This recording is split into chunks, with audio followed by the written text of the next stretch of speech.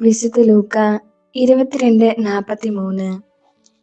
അവനെ ശക്തിപ്പെടുത്താൻ സ്വർഗത്തിൽ നിന്ന് ഒരു ദൂതൻ പ്രത്യക്ഷപ്പെട്ടു.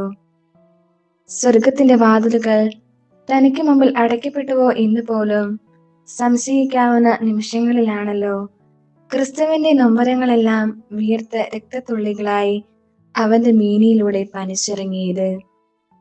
മഹത്വത്തിന്റെ താബോറിൽ അവനോടൊപ്പം ഉണ്ടായിരുന്നവർ സഹനങ്ങളുടെ ഗത്സമേനിയിൽ അവനോടൊപ്പം ഉണർന്നിരുന്നില്ല.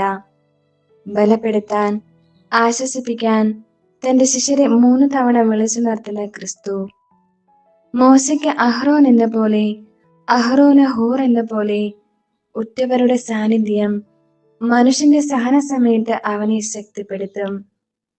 ഭൂമി ശക്തിപ്പെടുത്താത്ത സമയത്ത് സ്വർഗം അവനെ ശക്തിപ്പെടുത്തി.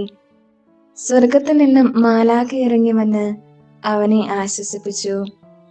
വേനലിൽ ഇല പൊഴിയുമ്പോൾ നഗ്നമായി നിൽക്കുന്ന ഒരു വൃക്ഷം പോലെ നഷ്ടങ്ങളെ പരാതി കൂടാതെ ഏറ്റുവാങ്ങുക എന്നത് പ്രകൃതി പോലും പഠിപ്പിക്കുന്ന പാഠമാണ്. നിനക്കും ഒരു വേനലുണ്ട്. നിന്റെ ആന്തരിക ശക്തിയിൽ വെയിലടിക്കുന്ന ഒരു കാലം. അത് നിന്റെ ആന്തരിക ഭൗമിക പീഡകളുടെ കാലമാണ്. വസന്തത്തിന് മുമ്പ് ഒരു ഇല കൊഴിയൽ, ഉയർപ്പിന് മുമ്പ് ഒരു ദുഃഖവെള്ളി.